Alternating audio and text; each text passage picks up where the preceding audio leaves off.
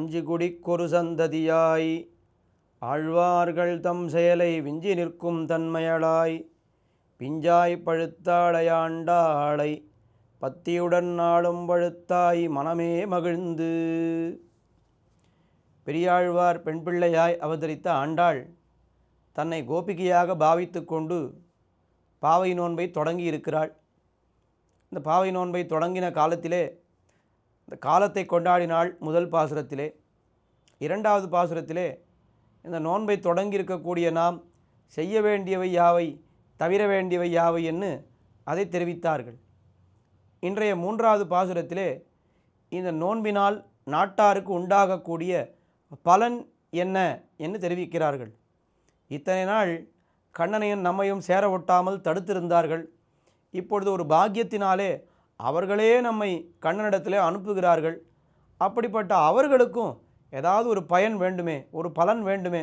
என்ன பலன் இந்த நாடு பெறப்போகிறது, நம்முடைய ஊர் என்ன பலன் சுபிக்ஷத்தை பெறப்போகிறது என்று மூன்றாவது பாசுரத்திலே தெரிவிக்கிறாள். ஓங்கி உலகளந்த உத்தமன் பேர் பாடி நாங்கள் நம்பாவைக்கு சாத்தி நீராடினால் தீங்கின்னி நாடெல்லாம் திங்கள் மும்மாறி பெய்து ஓங்கு பெருஞ்சென்னல் ஊடுகயலுகளா பூங்குவளைப் போதில் பொறிவண்டு கண்படுப்பா தேங்காதே புக்கிருந்து சீர்த்த முளவத்தி வாங்கா குடம் நிறைக்கும் வள்ளல் பெரும் பசுக்கள் நீங்காத செல்வம் நிறைந்து நிறைந்தேலோர் எம்பாவாய். எம்பெருமான் பற்பல அவதாரங்கள் எடுக்கிறான். அதிலே முக்கியமான ஒரு அவதாரம் வாமன அவதாரம் என்பது. இந்த வாமன அவதாரம் மகாபலியிடத்திலே இந்திரன் இழந்த ராஜ்யத்தை ஒரு யாச்சகனாக, ஒரு சின்ன ஒரு குள்ளனாக சென்று அவன் யாச்சகம் கேட்டு அந்த நிலத்தை எல்லாம் மூவடித்தா என்று பெற்றுக்கொள்கிறான். அப்படிப்பட்ட அந்த அவதாரம் வாமன அவதாரம் என்பது ஒரு அவதாரத்திலேயே இரண்டு அவதாரங்கள். வாமன அவதாரமாக வந்தான், திரிவிக்கிரமனாக வளர்ந்தான் என்று பார்க்கிறோம். அந்த மூவடி மண் வேண்டி மாவலினிடத்திலே சென்றானே அவன் உத்தமன். யார் உத்தமன் என்னால் பிறரை அழித்து தான் வாழ வேண்டும் என்று நினைக்கிறானே அவன் அதவன். பிறரும் வாழட்டும் நானும் வாழ்கிறேன் என்று நினைக்கிறானே அவன் மத்தியமன். நான் அழிந்தாலும் பரவாயில்லை அடுத்தவன் வாழ வேண்டும் என்று நினைக்கிறானே அவன் உத்தமன். இப்பொழுது பாருங்கள், எம்பெருமான் இங்கே என்ன செய்தான்? தன்னை அழிய மாறி தன்னை ஒரு இறப்பாளனாக மாற்றிக்கொண்டு இந்திரனுக்காக அவன் யாச்சகனாக ஒரு மகாபலியிடத்திலே செல்கிறான். யோசித்து பார்த்தால் சகல லோகங்களும் எம்பெருமானுடைய சொத்து. ஆனால் இது ஏதோ மாவலியிடத்திலே இருந்தார் போலே, அதை அவன் யாசித்து பெறுகிறார் போலே இந்த காரியங்களெல்லாம் பண்ணினானே தன்னுடைய மேன்மையை பார்க்காமல். அவனன்றோ உத்தமன், ஓங்கி உலகளந்த உத்தமன். ஓங்கி என்னால் திருப்பார்க்கடலிலே அவன் சாய்ந்து கிடந்தான் ஒரு பனிப்பட்ட மூங்கில் போலே. எப்பொழுது அவன் மகாபலி, அதாவது இந்திரனுக்காக யாச்சகனாக சென்று இந்திரனுடைய காரியத்தை நிறைவேற்ற புறப்பட்டானோ அந்த சமயத்திலேயே அவன் சூரிய கிரணம் பட்ட ஒரு மூங்கில் போலே சட்டென்று வளர்ந்தான். அந்த சந்தோஷத்திலேயே அவன் வளர்ந்தான். ஓங்கி உலகளந்த உத்தமன் ஆனான். ஓங்கி உலகளந்த உத்தமன். அந்த உத்தமனை பாடி என்று சொல்லாமல் உத்தமன் பேர் பாடி. அந்த உத்தமனை காட்டிலும் உயர்ந்தது எது என்னால் அவனுடைய திருநாமம். அந்த உத்தமனுடைய பேர் என்னால் அந்த பேரே எம்பெருமானை விட உயர்ந்தது. எம்பெருமானால் முடியாத காரியத்தை கூட அந்த பேரானது செய்துவிடும், அவனுடைய திருநாமங்கள் செய்துவிடும். இந்த திருப்பாவை என்பதே நாம சங்கீர்த்தனத்தினுடைய வைபவம் தானே. அந்த நாமத்தினுடைய பெருமையை இங்கே பாடுகிறாள். யோசித்து பாருங்கள், திரௌபதிக்கு ஆபத்து வந்த பொழுது கண்ணனா நேரே வந்தான், கண்ணன் வரவே இல்லை. ஆனால் அவளுக்கு அத்தனை புடவை சுரந்ததே. எது சுரந்தது என்னால் அந்த நாமமே சுரந்து விட்டது. திரௌபதிக்கு ஆபத்திலே புடவை சுரந்தது திருநாமமிரே என ஆச்சாரியர்கள் காட்டுகிறார்கள். அப்படி அந்த ஓங்கி உலகளந்த உத்தமன் பேர்பாடி நாங்கள் நம் பாவைக்கு சாத்தி நீராடினால். நாங்கள் மறுபடியும் எப்பேற்பட்ட நாம் என்னால் அவனாலே பேரு என்று இருக்கக்கூடிய நாம், அவனை கொண்டு அவனை அடைய வேண்டும் என்று இருக்கக்கூடிய நாம், நாங்கள் நம் பாவைக்கு சாத்தி அந்த பேரையெல்லாம் சொல்லி நீராடினால், இந்த மார்கழி நீராட்டத்தை நாம் அனுட்டித்தால் என்ன நடக்கும் இந்த நாட்டுக்கு? தீங்கின்னி நாடெல்லாம் திங்கள் மும்மாறி பெய்து, நல்லா மழை ஏற்படும்.